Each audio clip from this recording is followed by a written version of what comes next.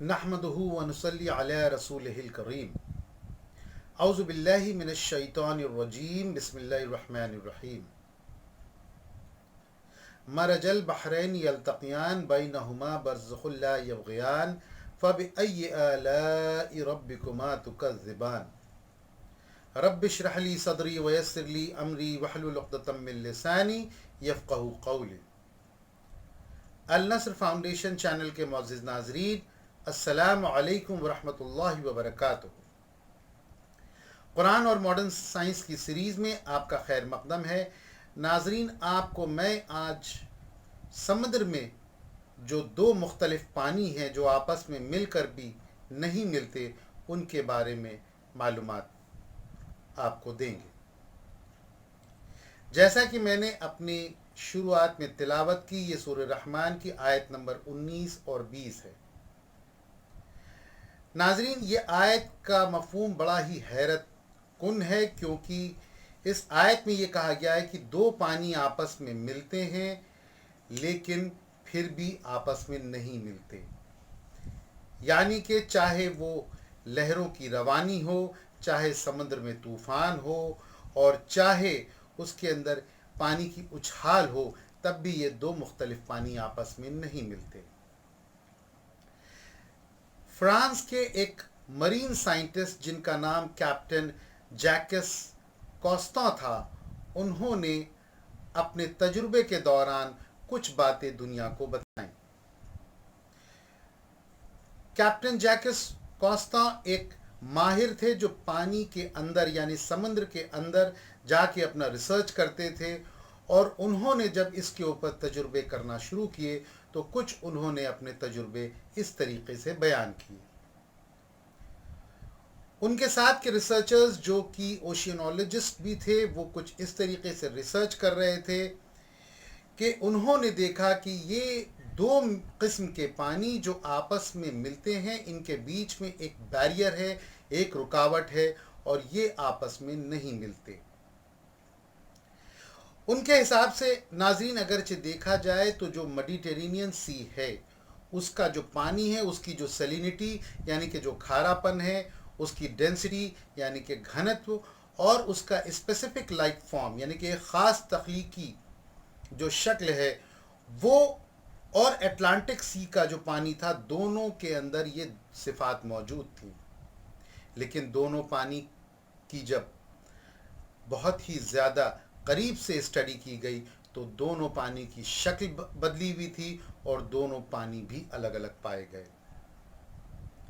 ये दोनों पानी स्ट्रेट ऑफ जिब्राल्टर पे मिलते हैं और इसमें समंदर के पानी में खारापन, डेंसिटी और तख्लीकी शक्ल में बराबर हैं, लेकिन फिर भी ये दोनों पानी आपस में नहीं मिलते।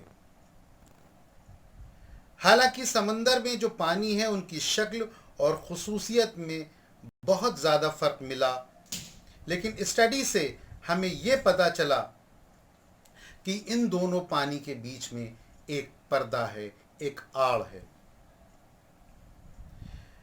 नाजरीन, जब इसी चीज़ को एक जर्मन साइंटिस्ट ने आगे तस्दीक किया तो उसने बॉब एलमंड ऑप पर, जो कि गल्फ ऑफ एडन और रेड सी के बीच में है, उसकी भी तहकीक में उसको यही बात पता चली। दीगर तमाम समंदर में जाकर के जब इस चीज़ का पता लगाने की कोशिश की गई कि ये दो पानी आपस में मिलते हैं लेकिन आपस में मिलते नहीं, तो सब जगह ये बात सामने आई। तब कैप्टन जैकस कॉस्ता ने इस बात को बहुत ही हैरान कुन होकर के लिखा कि जिस बात की उनको आज मालूमात हासिल हुई है कि इन दोनों के बीच में एक ऐसा बैरियर है, उस बैरियर को कुरान ने 1400 साल पहले बरज़ख का नाम दिया था। नाज़रीन, इस तरीके के पानी और भी पाए जाते हैं, जैसे कि ये वाटर बेज होते हैं, जैसे बंगाल की खाड़ी है, या वाटर डेल्टाज होते हैं, वहाँ पर भी इस तरीके के बैरियर देखे जाते हैं। जो दरियाएं होती हैं उसके अंदर भी पानी बहता है, लेकिन सरफेस करंट और बॉटम करंट की वजह से ये दोनों पानी आपस में मिल जाते हैं। चूँकि दरियाओं का पानी फ्रेश वाटर होता है اور سمندر کا پانی کھارا ہوتا ہے جس کی سیلینٹی بہت زیادہ ہوتی ہے۔ ناظرین، جب یہ دریا کے پانی آپ سمندر میں جا کے ملتے ہیں تو جو اس میں مخلوق الگ الگ طریقے کے پانی میں رہ رہی ہوتی ہے وہ اسی کی عادی ہوتی ہے۔ اللہ نے اگرچہ یہ قانون پانی کے ملنے کا نہ بنایا ہوتا تو یہ مخلوق فنا ہو جاتی۔ جیسا کہ ناظرین سورہ فرقان کی آیت نمبر 53 میں بھی یہ بات اللہ تعالیٰ نے کچھ اس طریقے سے بیان کی ہے جس کا مفہوم ہے، اور وہی ہے جس نے دو دریاؤں کو اس طرح ملا کر چلایا ہے کہ ایک میٹھا ہے جس میں تسکین ہے اور ایک نمکین جو سخت اور کڑوا ہے۔ ان دونوں کے درمیان ایک آڑ ہے اور اور ایسی رکاوٹ حائل کر دی ہے جس کو کوئی عبور نہیں کر سکتا۔ یہ فرقان کی آیت نمبر 53 ہے۔ ناظرین، بات یہ بھی غور کرنے والی ہے کہ اللہ تعالیٰ نے اسی آیت کے بعد کہا ہے فَبِأَيِّ آلَاءِ رَبِّكُمَا تُكَذِّبَانِ، اور تم اپنے رب کی کن کن نعمتوں کا انکار کرو گے۔ دراصل انسان کا جو شعور ہے اور جو انسان کی خصوصیت ہے وہ یہ بھی ہے ان الانسان لربہ لکنود، یعنی کہ انسان بہت ہی ناشکرا ہے، اور اس پر سے ان الانسان لفی خسر، انسان بہت بڑے خسارے میں ہے۔ ناظرین، انسان کو سمجھنے کا شعور ہے، اور یہ بڑی خاص دھیان دینے والی بات ہے کہ انسان ہر چیز کو سمجھنے کا شعور رکھتا ہے۔ آج جس طریقے کی لاک ڈاؤن کی زندگی میں ہم زندگی جی رہے ہیں، اس زندگی کو اگرچہ آپ غور کریں میرے بھائیوں تو اس لاک ڈاؤن کی زندگی کی جو سب سے بڑی خاص چیز ہے کہ آج ہم قانون کو پوری طریقے سے مان رہے ہیں اور قانون کو ماننے کے بعد اپنی زندگی کو بسر کر رہے ہیں۔ حالانکہ اللہ نے جو زندگی ہمارے لیے عطا کی ہے، اس زندگی کی جو اللہ تعالیٰ نے شریعت جو قرآن میں ہم کو بھیجی ہے اس کو ماننے کے لیے ہم تیار نہیں ہیں۔ آج انسان گمراہی کے راستوں میں پڑا ہوا ہے، اللہ کی شریعت سے غافل ہے۔ سارے لوگوں کے لیے میں نہیں کہوں گا، ہاں کچھ لوگ ضرور اللہ تعالیٰ کی ان شریعت کی پابندی رکھتے ہیں، لیکن اکثر لوگ اس چیز پر دھیان نہیں دیتے۔ تو جب آج لاک ڈاؤن کی زندگی میں ہم ایک طریقے سے ایک منظم زندگی کو جی سکتے ہیں تو ہم شریعت کی زندگی کو کیوں نہیں جی سکتے ہیں۔ اس کے لیے ہمیں آپ کو پوری طریقے سے یہ سوچنا پڑے گا کہ ہم ایسی زندگی واقعی چاہتے ہیں جو ہمارے رب کو راضی کر سکے۔ آج کی جو پریشانیاں چل رہی ہیں، جو دقتیں نو انسانی کو آ رہی ہیں، ان سب کو ہم دیکھ رہے ہیں، لیکن اللہ کو راضی کرنے کے لیے ہم کیا کر رہے ہیں؟ یہی وہ بات ہے جو ہمیں اپنے پیغام کے ذریعے لوگوں کو بتانی ہے۔ لاکھ جتنی بھی ہم سے غلطیاں ہو گئی ہوں، جتنے بھی ہم سے گناہ ہو گئے ہوں، اللہ تعالیٰ تو معاف کرنے کے لیے بیٹھا ہے۔ قُلْ یا عبادی الذین اسرفوا علی انفسہم لا تقنطوا من رحمت اللہ ان اللہ یغفر الذنوب جميعا انہ هو الغفور الرحیم۔ یہ سورہ زمر کی آیت نمبر 53 ہے۔ اس کا مفہوم ہے کہ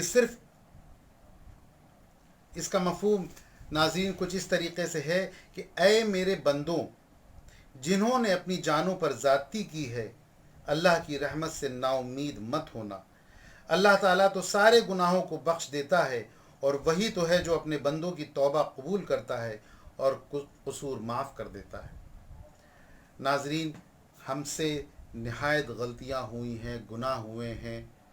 ہم ہر چیز کے لیے اللہ سے اگرچہ توبہ کر لیں تو اللہ تعالیٰ بہت بڑا معاف کرنے والا ہے، اور پھر غلطی ہو جائے پھر مانگ لیجئے گناہوں کی مغفرت و توبہ کر لیجئے تو اللہ تعالیٰ پھر معاف کر دے گا۔ آج ہم اس بات کا کیا تہیہ کریں کہ نہیں، آج سے مجھے اپنی زندگی بدلنی ہے، مجھے ایسی زندگی جینی ہے جس سے اللہ راضی ہو۔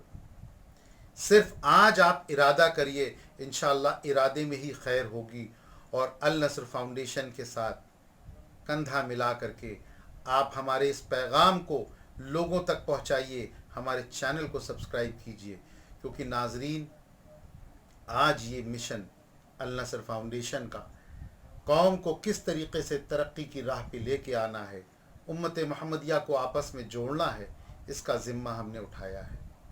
میں اللہ سے دن رات یہی دعا کرتا ہوں کہ اللہ تعالیٰ تمام ہماری غلطیوں کو، ہمارے گناہوں کو معاف فرما دے، اور اللہ تعالیٰ ہماری یہ جو کوششیں ہیں اس کو قبول کر لے اور ہماری کوششوں میں آسانی فرما دے۔ میری ایک بار آپ لوگوں سے پھر گزارش ہے کہ آپ ہمارے اس چینل کو سبسکرائب کریں اور ہماری بات کو آگے تک شیئر کریں۔ وآخر دعوانا والحمد للہ رب العالمین۔